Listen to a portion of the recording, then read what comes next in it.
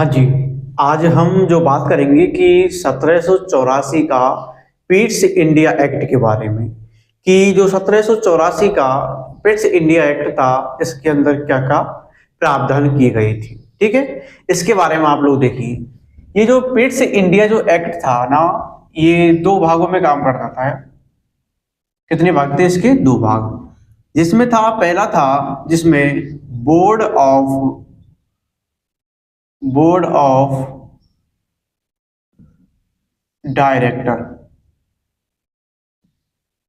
Board of director. एक था board of board of control board of control. इसी दो भागों में बांटा गया, जिसमें अलग अलग जो विभाग थे वो इसके अंदर काम करेंगे।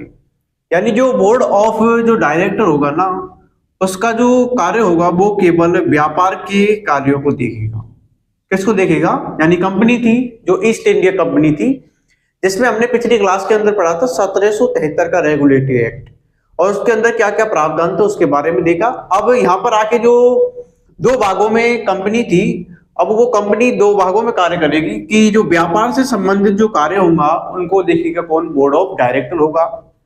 और जो बोर्ड ऑफ कंट्रोल कार्य होगा वो किसको देखेगा? वो देखेगा केवल राजनीतिक कार्य होगा। राजनीतिक राजनीतिक कार्यों को देखेगा। यानी आपने देखा कि जो कंपनी थी वो व्यापार के लिए भारत आती है, और व्यापार के साथ साथ किस प्रकार भारत के राजनीतिक मामलों के अंदर किस प्रकार हस्तक्षेप करती है उसके बारे में हमने देखा था।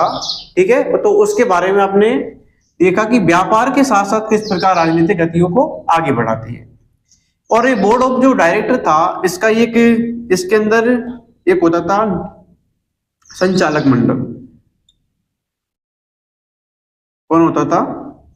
संचालक मंडल। और संचालक मंडल होता था इसका किसका? Board of director. इसका एक संचालक मंडल, इसका होता था एक नियंत्रक मंडल। नियंत्रण मंडल कौन था? नियंत्रण मंडल होता था।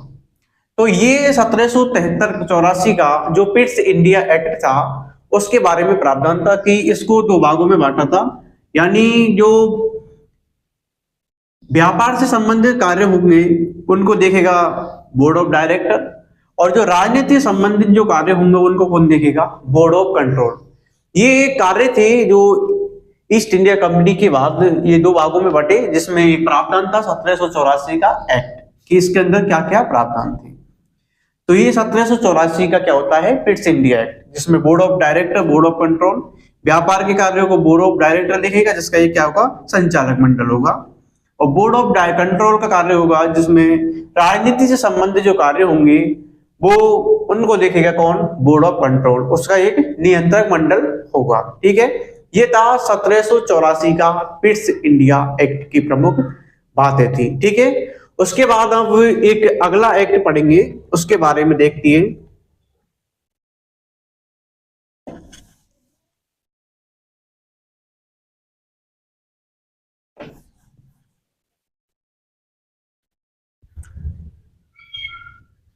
अगला है 1813 का चार्टर एक्ट।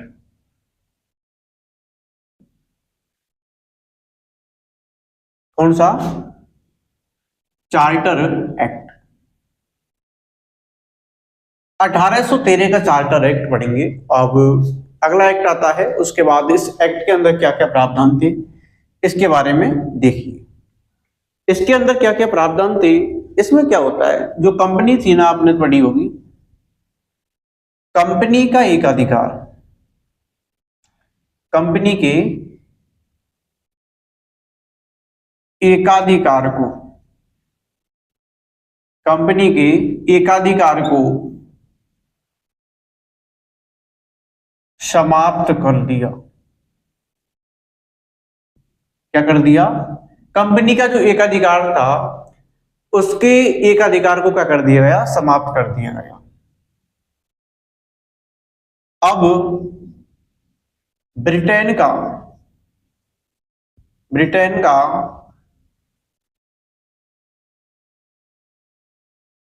कोई भी नागरिक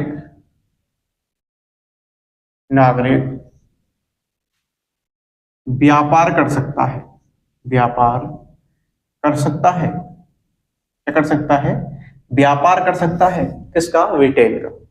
उसके अंदर लेकिन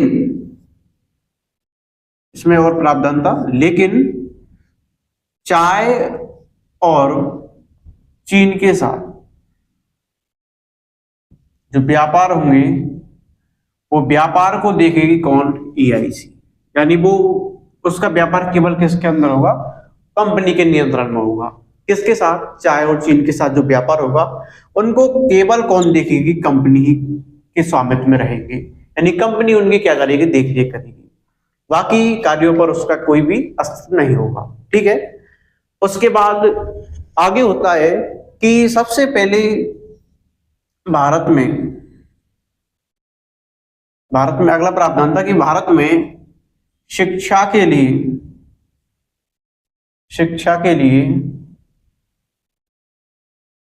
1 लाख रुपये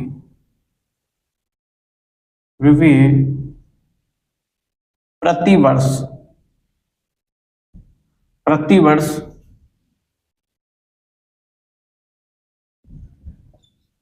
राशि दी जाएगी। कितने रुपए, यानी सबसे पहले एक एक्ट था 1813 का चार्टर एक्ट, जिसमें भारत में सर्वप्रथम शिक्षा को लेकर 1 लाख रुपए की राशि दी जाएगी। सबसे पहला कदम शिक्षा के लिए उठाया गया, इसमें 1 लाख रुपए की राशि किसके दी जाएगी, शिक्षा के लिए। ठीक है। उसके बाद इसमें था कि स्थानीय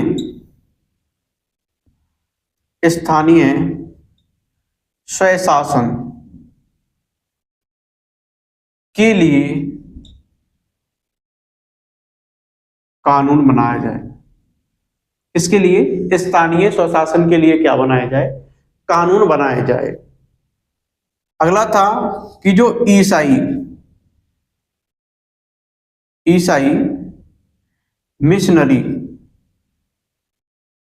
मिशनरियां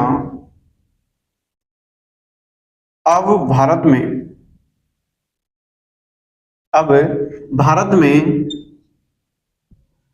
प्रचार प्रसार कर सकेंगी। क्या कर सकेंगी, भारत में अपना प्रचार प्रसार कर सकेंगी।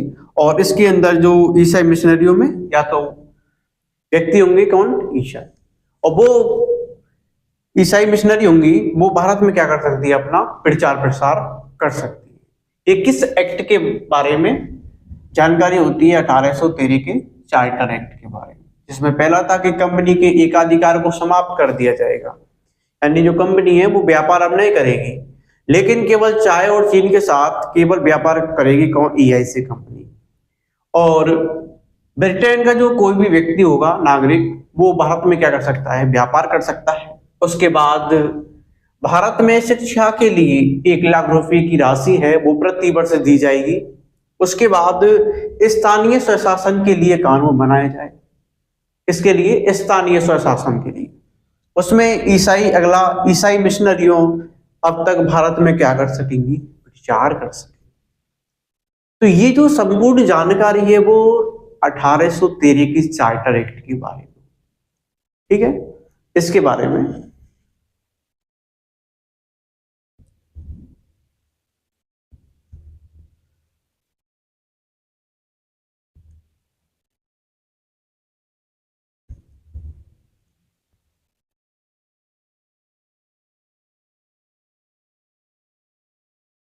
अब अगला देखिए आप लोग, एक अगला एक्ट पढ़ते हैं।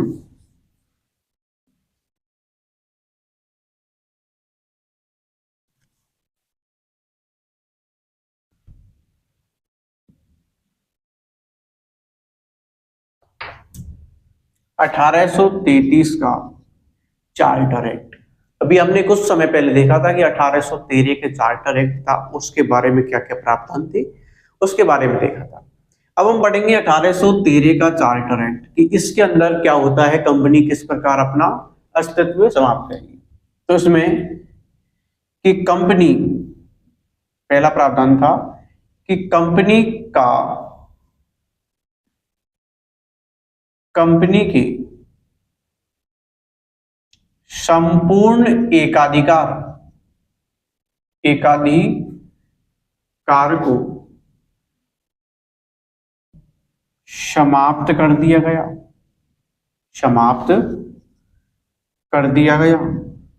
क्या कर दिया गया? कंपनी का जो एकाधिकार था उसके संपूर्ण एकाधिकार की क्या कर दिया गया, उसको समाप्त कर दिया गया। और इसमें चाय और चीन सहित अब कंपनी किसी भी प्रकार क्या नहीं करेगी, व्यापार। ठीक है। अगली, दास प्रथा का उन्मूलन की बात इसके अंदर थी। इसके बारे में, दास प्रथा के बारे में, उसके बारे में आगे बात थी इसके अंदर कि बंगाल का जो गवर्नर था ना, गवर्नर जनरल, बंगाल का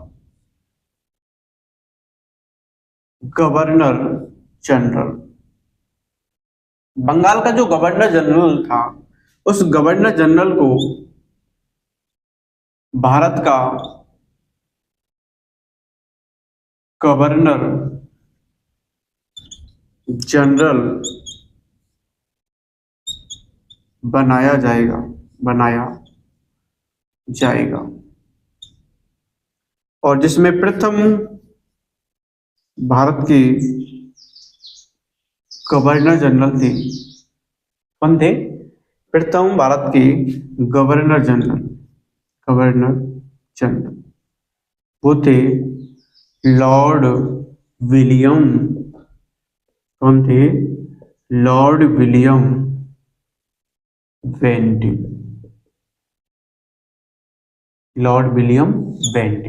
ये कौन थे? भारत के प्रथम गवर्नर जनरल बनाए गए।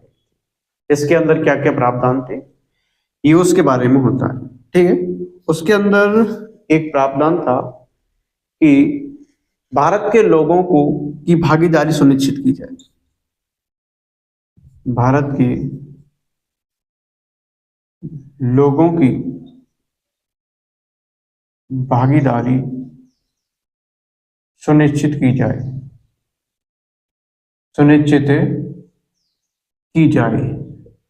ठीक है। ये क्या था?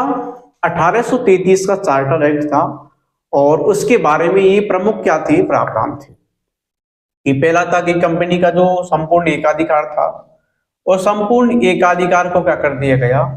समाप्त कर दिया गया। और समाप्त करने के बाद दास प्रथा का उन्मूलन, और बंगाल के गवर्नर जनरल होंगे उनको भारत का गवर्नर जनरल बनाया जाएगा। और प्रथम भारतीय गवर्नर जनरल बनाए गए थे लॉर्ड विलियम बेंटिक थे। ठीक है। और भारत के लोगों की भागीदारी सुनिश्चित की जाए, यानी प्रत्येक हर चीज के अंदर भारत के लोगों की क्या हो, उसके अंदर भागीदारी हो। ये क्या था? 1833 का चार्टर एक्ट था। आपसे पूछेगी 1833 का चार्टर एक्ट के अंदर क्या क्या प्रावधान थे। ठीक है, उसके बारे में।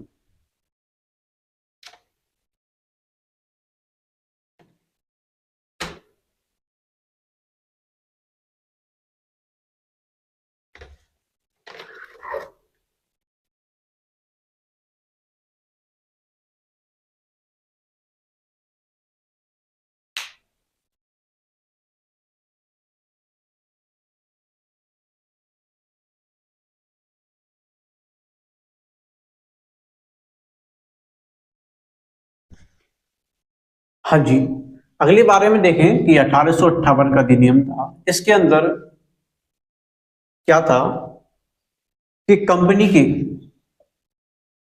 पहला प्रावधान क्या था इसमें कि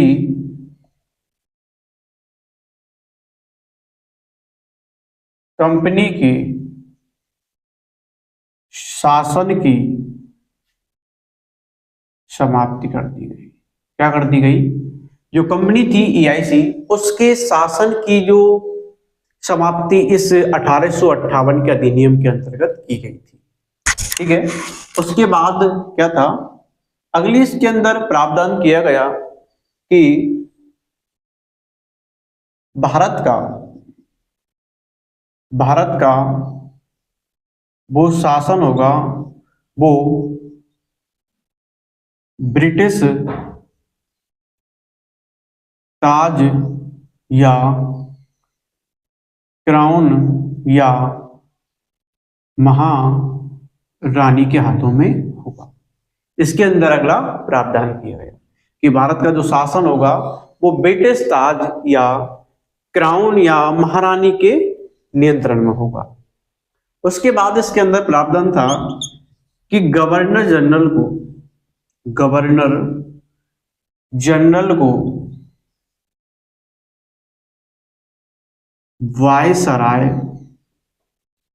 वायसराय के नाम से भी जाना जाएगा।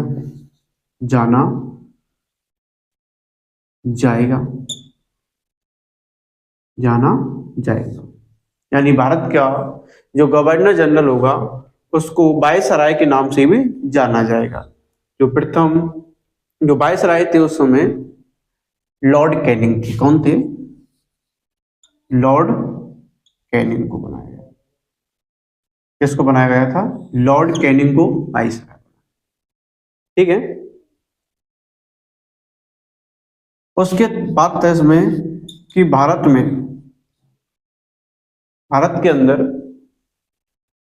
में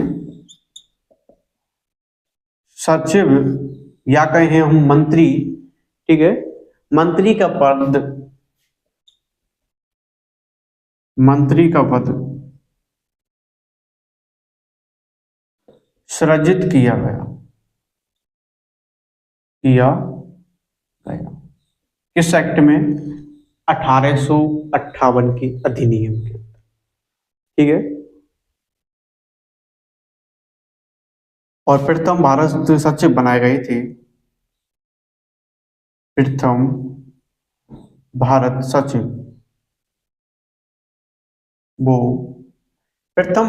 सचिव बनाए गए थे। कौन बनाए गए थे? William Stanley. कौन बनाए गए थे? विलियम स्टेनली को क्या बनाया गया था? प्रथम भारत सचिव बनाया गया था। ठीक है, और भारत की जो मंत्री परिषद का जो अध्यक्ष होगा वो भी कौन होगा? भारत सचिव ही होगा।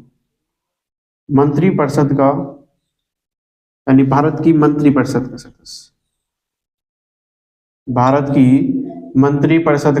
सदस्य, मंत्री परिषद का जो सदस्य होगा यानी वो अध्यक्ष होगा। और अध्यक्ष कौन होगा? वही कौन होंगे? सचिव होंगे। वो कौन होंगे? भारत सचिव। ये क्या था? 1858 अधिनियम था और इसके क्या क्या प्रावधान थे कि कंपनी के शासन की समाप्ति कर दी गई और भारत का जो शासन था वो ब्रिटिश ताज और क्राउन या महारानी की नेतृत्व में आ गया। और उसके बाद गवर्नर जनरल होंगे, उनको वायसराय के नाम से भी जाना जाएगा, जिसमें प्रथम बनाए गए थे लॉर्ड कैनिंग बनाए गए थे। गवर्नर जनरल यानी जो वायसराय थे 1858 के अधिनियम के समय वो लॉर्ड कैनिंग को बनाया। भारत में सचिव या मंत्री का पद सृजित किया गया, जिसमें भारत में प्रथम भारत सचिव बनाए गए थे विलियम स्टेनली। अंग्रेजों का शासन था उस समय, इसके बारे में प्रावधान किया। इसके अंदर एक एक्ट और था, उसके बारे में भी देखिए। एक प्रावधान और था इसके अंदर कि नंबर 5 कि बजट से संबंधित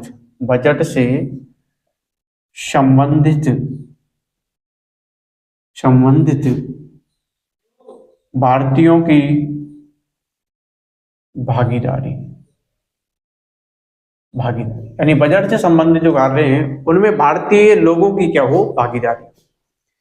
तो ठीक है, तो फिर आज हमने देखा कि 1858 1784 का पिट्स इंडिया एक्ट, 1813 का चार्टर एक्ट, 1833 का चार्टर एक्ट और 1858 का अधिनियम। तो हमने इन एक्ट अधिनियमों के बारे में देखा कि क्या क्या इसके अंदर प्रावधान किए गए थे, और मुझे लगता है कि आपको ये बिल्कुल समझ में आए होंगे। मैं जहाँ तक मैंने आपको क्लियर कराया है, ठीक है। तो फिर मिलते हैं एक नई क्लास के साथ। सभी को जय हिंद, नमस्कार।